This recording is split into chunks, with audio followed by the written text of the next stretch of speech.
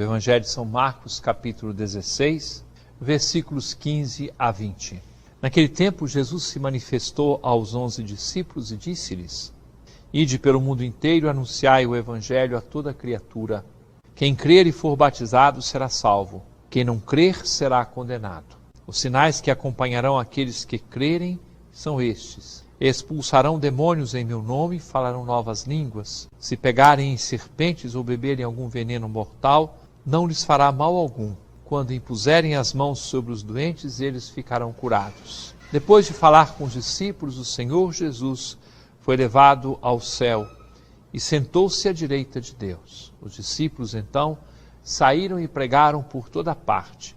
O Senhor os ajudava e confirmava a sua palavra por meio dos sinais que a acompanhavam. E o texto que nós ouvimos agora é a missão, a responsabilidade que os primeiros discípulos receberam de anunciar a boa nova do Evangelho a todo o mundo, fazendo com que as pessoas se tornem seus discípulos. Nós também, a nossa geração, participamos da recepção da missão que nos vem do próprio Cristo, porque também nós somos, de alguma forma, enviados a exercer esta missão, essa tarefa que o Evangelho nos confere. Somos chamados a acreditar em Jesus pela força do anúncio que chegou aos nossos ouvidos e ao nosso coração, e somos chamados também a repassar às outras pessoas e às sucessivas gerações a mesma mensagem do Evangelho. Nós estamos celebrando hoje o mistério atual do credo. É interessante isso. Se nós professamos a nossa fé, nós narramos uma série de coisas do passado.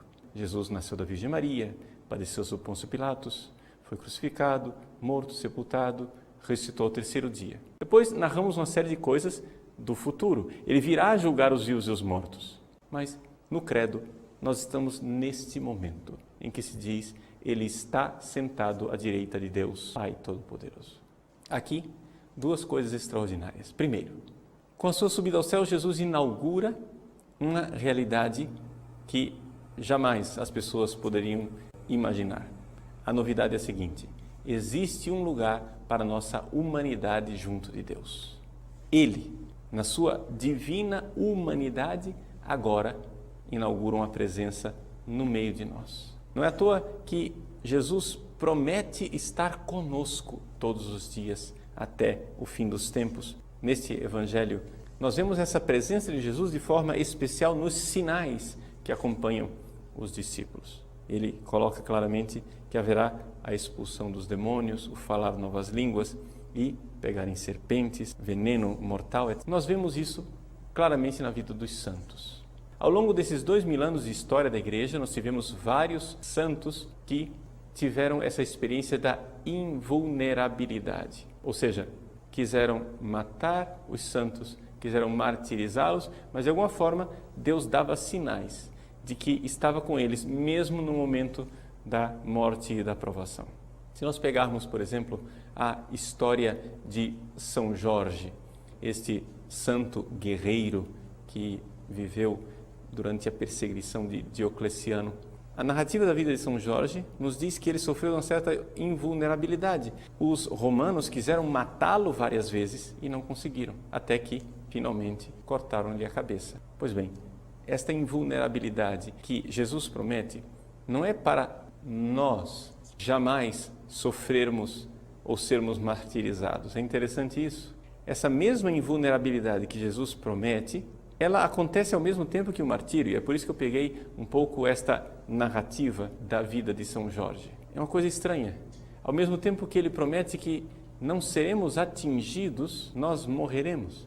É aquela frase que Jesus diz assim: vós sereis levados aos tribunais e as pessoas pensarão estar prestando culto a Deus quando vos matarem. Sereis mortos, mas não vos preocupeis, nem um só fio de cabelo de vossa cabeça será tocado. Mas que absurdo é esse? Enquanto ele diz que nós morreremos, ele diz que nem um fio de cabelo será tocado. É que acontece o seguinte: Jesus dá sinais claros a nós e às vezes até mesmo aos nossos inimigos. Embora nós estejamos sofrendo, embora nós estejamos padecendo aqui nesse mundo, existe uma presença divina que nos protege, que está do nosso lado e que resguarda o núcleo do nosso ser. aquilo que há de mais importante na nossa vida, nossa salvação eterna.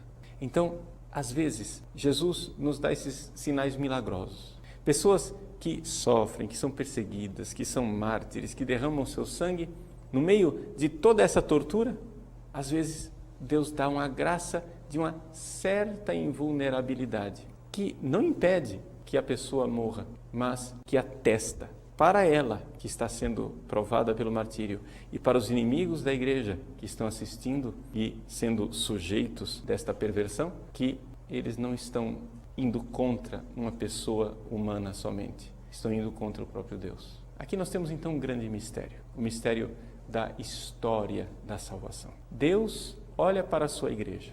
Enquanto Ele protege a sua igreja de tal forma que ela é invulnerável, Ele concede à sua igreja a graça de sofrer por Ele. É assim, meus irmãos, que nós temos um misto, temos aqui uma mistura de duas coisas que parecem contraditórias, mas que na verdade são a expressão do mistério pascal. O que é o mistério pascal? É a passagem de Jesus pela morte e pela ressurreição. No meio das mortes que a igreja vai vivendo ao longo dos séculos, Jesus já dá sinal de ressurreições acontecendo contemporaneamente. Este entrelaçar-se de morte e de ressurreição é essencial para entendermos esta realidade. Jesus, com a sua ascensão, ao levar a nossa humanidade para junto da glória de Deus, inaugura também uma nova presença dele no nosso meio. A presença dele morto, ressuscitado na Eucaristia. Ele está presente entre nós, vivendo a paixão em cada missa e ressuscitando em cada missa. A única paixão e a única ressurreição de Cristo acontece continuamente na Eucaristia e na vida dos cristãos fiéis espalhados pelo mundo. Essa presença de Cristo extraordinária para nós é para nós causa de conforto e de consolação. Ele está conosco. Coragem, não desanimemos. Ele está conosco no meio das intempéries, dos sofrimentos, das provações. Não estamos sozinhos. É Ele, glorioso, no nosso meio, que prometeu: estarei convosco todos os dias, e estes serão os sinais da minha presença. A palavra de Deus não diz que estes milagres vão acompanhar os perfeitos, os santos, os puros, vão acompanhar aqueles que não têm pecados. Estes milagres acompanharão os que crerem. Quem acredita na palavra de Deus se põe debaixo desta promessa. Aquele que crê, estes milagres o acompanharão. Mas é claro, quem crê se faz batizar. Por isso que a palavra diz: quem crer e for batizado será salvo.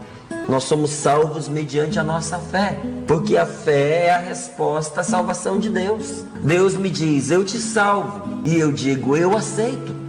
Esse eu aceito, quando eu digo ao Senhor: meu Deus, eu aceito a sua salvação. Quando eu digo: meu Deus, eu quero a sua salvação, isso só acontece mediante a fé, gente. A fé é a minha atitude de adesão a Deus. É quando, ouvindo a palavra de Deus e sabendo que são as promessas de Deus, eu digo: sim, Senhor, eu quero esta palavra sobre a minha vida. Eu desejo viver esta palavra. Eu quero viver conforme a sua vontade na tua palavra. Meu querido, crer é viver. Quem crê na palavra de Deus, vive a palavra de Deus. É a este que estes milagres acompanham.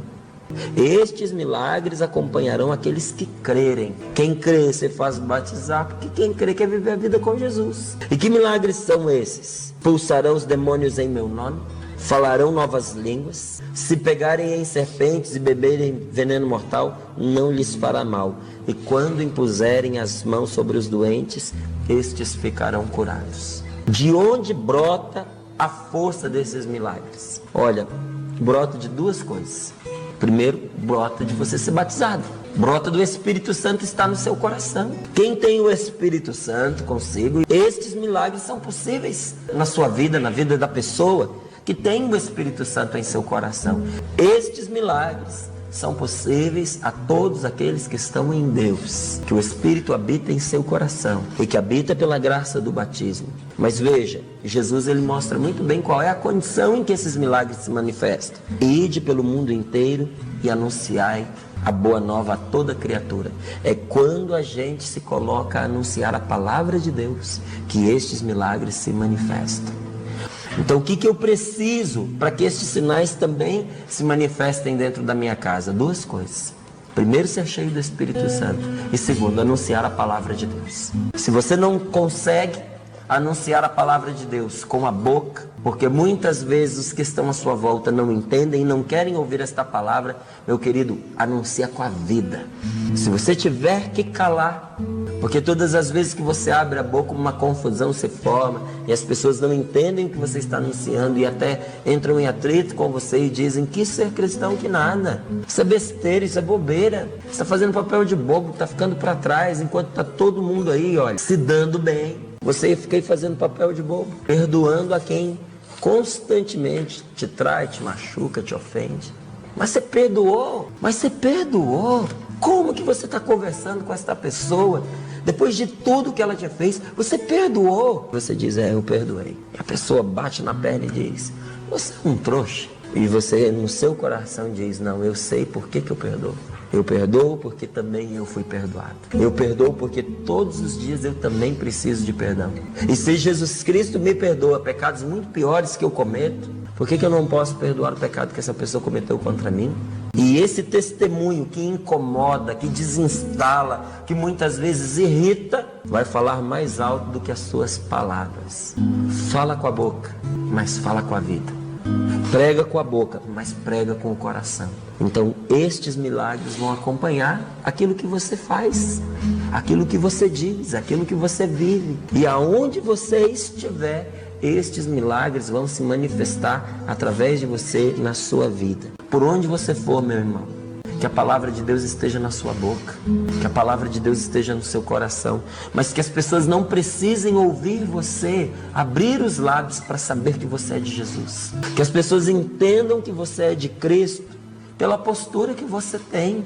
E olha, é possível, num gesto de carinho, num abraço que você dá, no tempo que você perde para confortar alguém, na mão que você enfia no bolso para partilhar do que você tem. A vida em Jesus Cristo é vida verdadeira, é luta constante, é luta diária. Não é porque você é de Cristo, que você é de Jesus, que você está subtraído, você está fora das dificuldades que se vivem nesse mundo. As dificuldades estão aí para mim, para você, só que nós não vivemos em função das dificuldades. Não é porque a vida não vai do jeito que eu quero que eu tenho que amuar na minha cara e ficar infeliz por aí, porque as coisas não se deram do jeito que eu pensava. Porque eu não preciso ser infeliz porque as coisas não correm do jeito que eu quero, porque a vida é dura comigo, porque a vida não é mole com ninguém. Para você colher, você tem que plantar, tem que arregaçar as mangas, tem que enfrentar as dificuldades. Vai sofrer, vai chorar como eu sofro, como ela sofre, como ele sofre. Vai chorar diante das dificuldades da vida.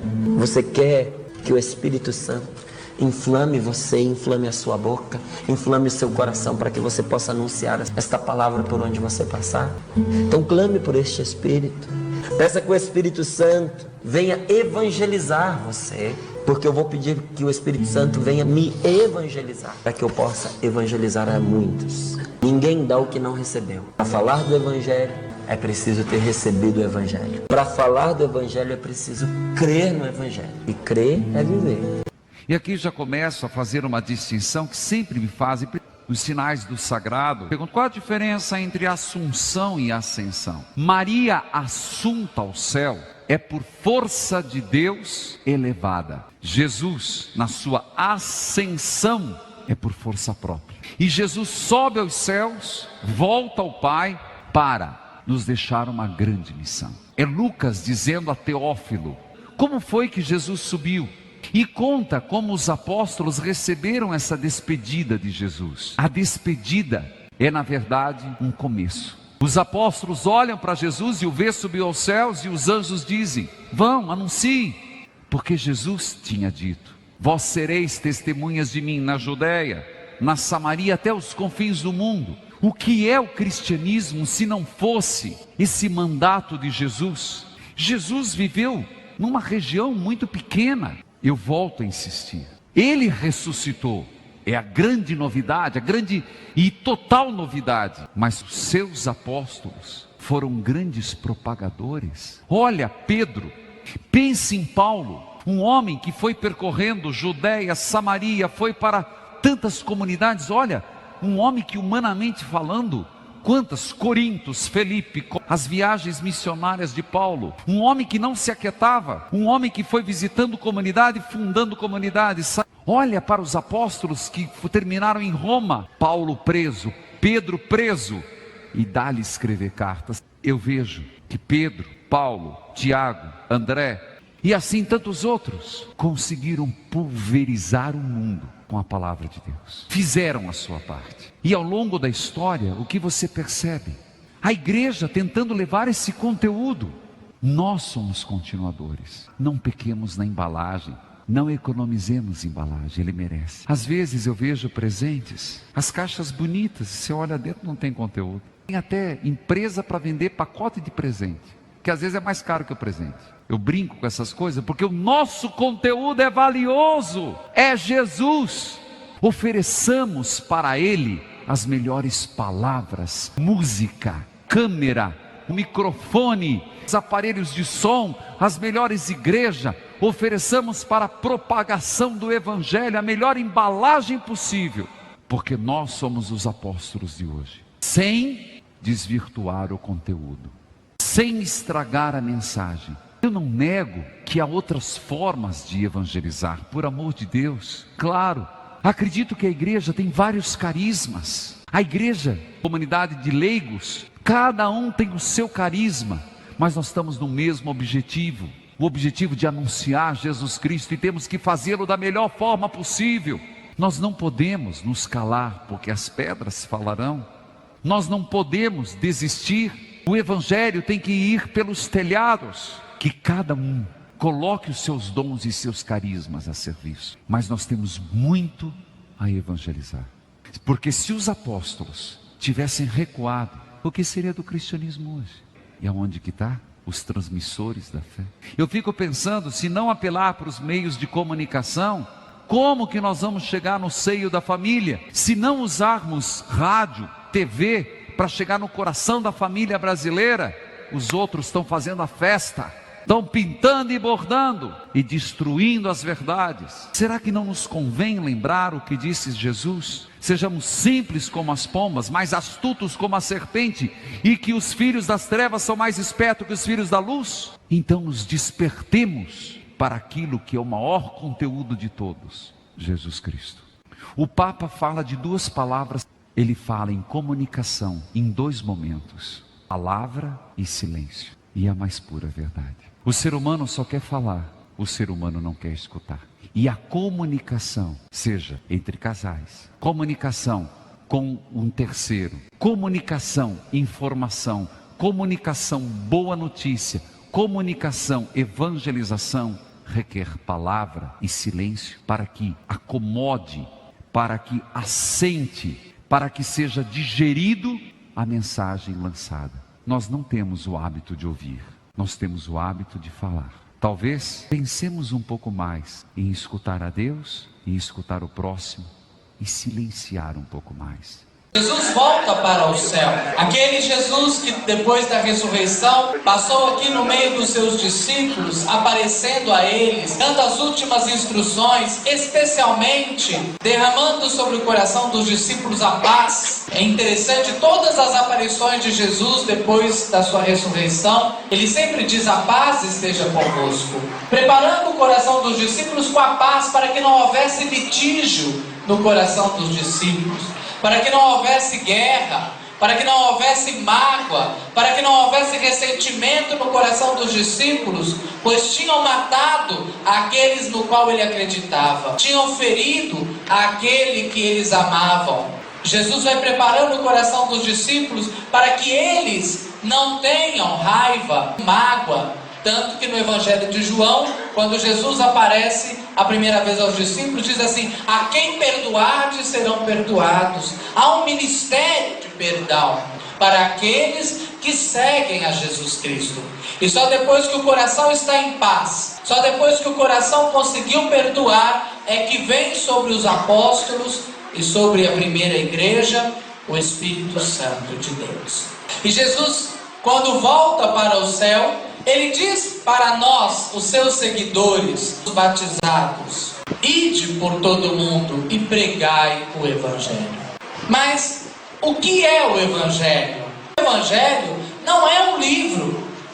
O Evangelho não é algum lugar onde temos umas páginas de papel com umas letras grafadas. O Evangelho nós já aprendemos que é o próprio Jesus. E quando Jesus nos dá esta ordem, ide por todo mundo e pregai o Evangelho, Jesus está dizendo assim: com as pessoas que você encontrar, com as pessoas com as quais você se relaciona, pregue para elas, fale para elas sobre mim. E aí vem a primeira e grande pergunta: o que você sabe sobre Jesus? Será que você só sabe de Jesus aquilo que ele fez? Porque ele curou um doente, porque ele pregou esta palavra, porque ele foi na casa de Beltrano ou de Ciclano? Agora eu te pergunto, qual é hoje a sua experiência com Jesus?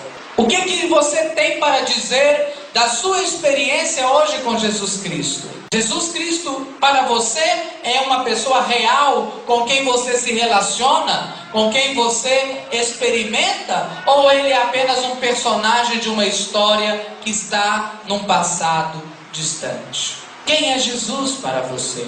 Como você vai falar de Jesus se você não o conhece? Se você não experimenta, se você não o tem na sua vida como um amigo, um companheiro de caminhada, como aquele que se revelou como enviado de Deus e se manifesta na sua vida como a ternura, a bondade, o amor e o querer de Deus. Não podemos mais falar de um Jesus que está lá no passado, de um Jesus que nós aprendemos sobre ele através dos Escritos, mas nós, os cristãos, somos enviados para dizer hoje da nossa experiência do Senhor Jesus.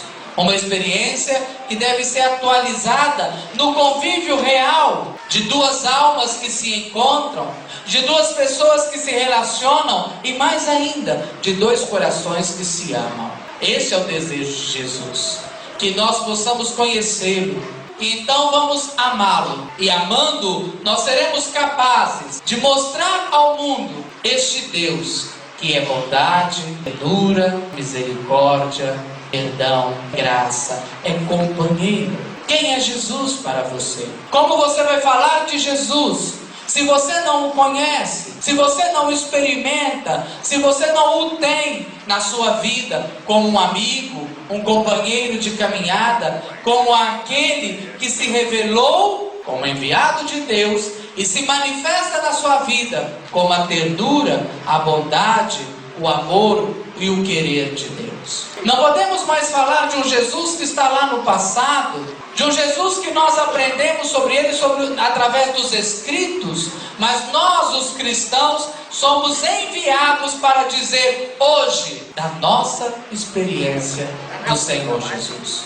Uma experiência que deve ser atualizada no convívio real de duas almas que se encontram, de duas pessoas que se relacionam e mais ainda, de dois corações que se amam. Esse é o desejo de Jesus, que nós possamos conhecê-lo e então vamos amá-lo. E amando, nós seremos capazes de mostrar ao mundo este Deus que é bondade, ternura, misericórdia, perdão, graça, é companheiro.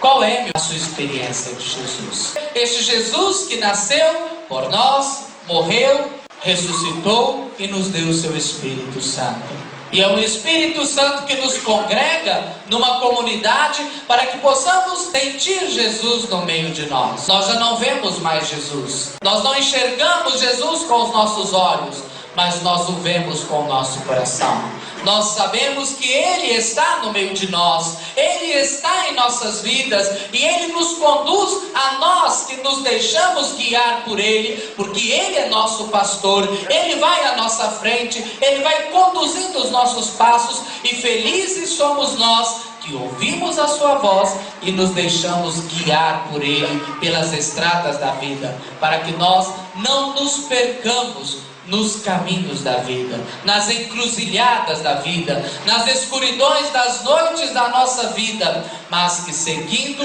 nós possamos sempre estar no caminho da vida, porque Ele, Jesus, é o caminho, que nos leva ao Pai.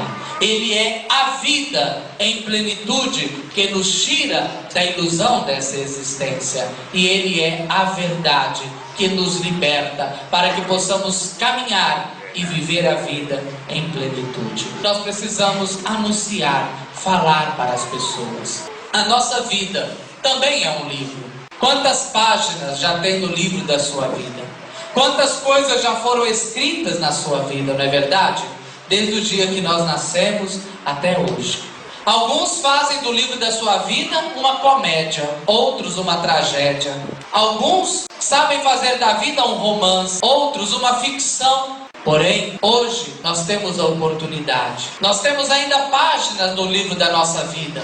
Não sabemos quantas. A nossa vida deve ser um livro. E qualquer homem e mulher que cruzar com a nossa existência precisa ler em nós Jesus Cristo, o Senhor e o Salvador.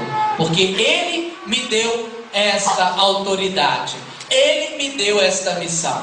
Missão de anunciá-lo e autoridade para viver. Marcos, ele tem uma preocupação muito grande no seu evangelho em fazer duas propostas: apresentar Jesus, mostrar quem é Jesus e o cumprimento da missão de Jesus. Marcos, pelos leitores, é dividido em duas partes.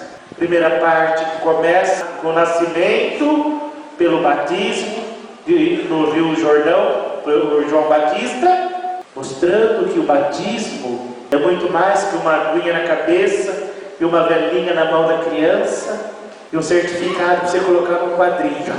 Começa com o batismo em João e vai começar a segunda parte com a paixão, morte, essa passagem tão bonita. Jesus que se eleva para o céu. O cume, o ápice da vida do ser humano. Nascer, viver a graça de Deus e poder chegar à plenitude ao lado do Pai. Mas nós somos tão materialistas, não somos? Nós olhamos tanto para baixo que não conseguimos visualizar Marcos como sendo esse caminho que projeta o ser humano. O importante não é o encontro com Cristo. O importante é o que esse encontro provoca em você. Ele brincava: ah, você encontrou Jesus? Tá, e daí? Vai continuar pecador? Vai continuar porquinho rolando na lâmpada? Vai continuar uma pessoa que mente, que destrói, que pisa naqueles que te dão amor, que te dão carinho? O encontro com Jesus, feito primeiramente nas águas do santo batismo, deve provocar em nós uma reviravolta espiritual. Sair do cárcere, sair da prisão, abandonar o velho homem e se revestir de glória, de luz. Quem experimenta Jesus Cristo não pode continuar o mesmo Cristo. Marcos nos mostra isso. Ele nos apresenta um Jesus que vai caminhando, nos apresenta um Jesus que está lado a lado com os pobres, com os enfermos, com as prostitutas que eram excluídas da sociedade, com os pecadores que ninguém queria, ninguém tocava, ninguém podia estar junto. E no entanto é essa legião de homens e de mulheres que seguem Jesus Cristo, e é para elas que veio a divina misericórdia de Deus. Não foi para os santos e os justos, porque eles não têm tempo a perder com a misericórdia de Deus. Somente quem não tem mais nada, não tem a quem recorrer, não tem a quem suplicar, somente essa pessoa é que é capaz de dobrar os seus joelhos e implorar a misericórdia do Pai. E eu pergunto, como é que anda o seu joelhinho? É um joelhinho de moça? Todo cheio de creme, bonitinho, seria uma lasquinha?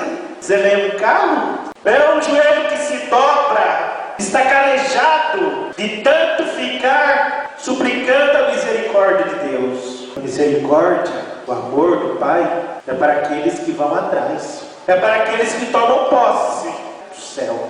Ela é derramada sobre todos.